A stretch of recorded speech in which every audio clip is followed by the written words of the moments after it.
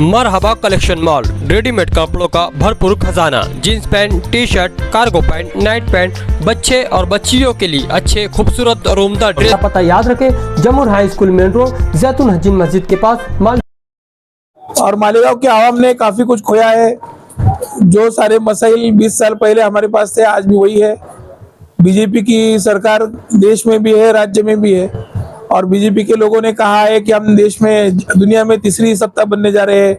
हम चांद पे जाने की बात कर रहे हैं, हम दुनिया की तीसरी बड़ी इकोनॉमी बनने की बात कर रहे हैं। और यहाँ पे तो ना लोगों के पास सड़क है, ना गटरे है, ना पानी का मसला हल हो रहा है, ना यहाँ पे कचरा उठाया जा रहा है, ना यहाँ अच्छी स्कूलें बन रही है, ना यहाँ अच्छे कारोबार लग रहे हैं। तो ना हमारे बच्चों के पास शिक्षा है, ना हमारे बच्चों के पास अच्छी कोई नौकरी है।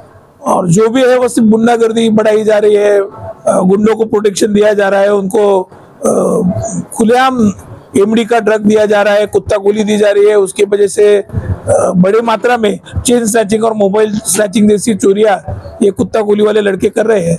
और इनको जेल से छुड़ाने का काम, जेल में इनको हर महीने 5,000 रुपए का मनी ऑर्डर भेजने का काम, ये सारे मंत्री की तरफ से हो रहा है।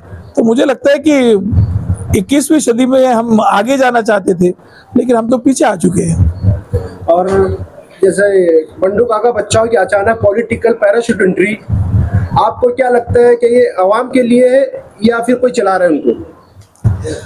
पैराशूट एंट्री इसलिए है क्योंकि जो यहाँ हमारे मंत्री साहब है, उनको उनका चुनाव में हारना लगभग तय लग रहा है, और उसमें वो मुस्लिम वोट को काटना चाहते हैं।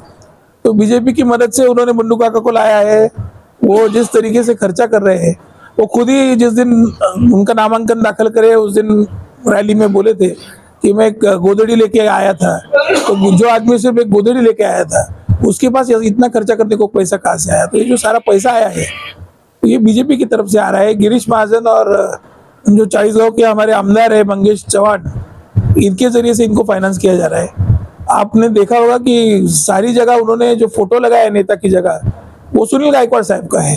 तो सुनील गायकवाड़ साहब ये बीजेपी का मेन चेहरा है, और वो बीजेपी पार्टी की इजाजत के बगैर उनके स्टेज पे नहीं जा सकते। और अगर गए हैं तो फिर उनके ऊपर पार्टी कार्रवाई क्यों नहीं कर रही है, उनको पार्टी से निकाला क्यों नहीं जा रहा? तो वो हमारे सामने सवाल है। और आज उनका बैनर आपने देखा होगा, तो भगवा बैनर लगा रहे, उसके ऊपर बाला ठाकरे की फोटो लगा रहे, उसके ऊपर आनंद दिघे की फोटो लगा रहे। तो वो तो हिंदू एजेंडा दिखा के हिंदू वोटों को गुमराह कर रहे, वहाँ मुस्लिम वोटों को गुमराह करने की कोशिश हो रही है। तो ये सिर्फ जो मेरे तरफ आने वाली वोट है, उसको काटने के लिए उम्मीदवारी उनकी है, बाकी वो कोई सीरियस कैंडिडेट तो है नहीं।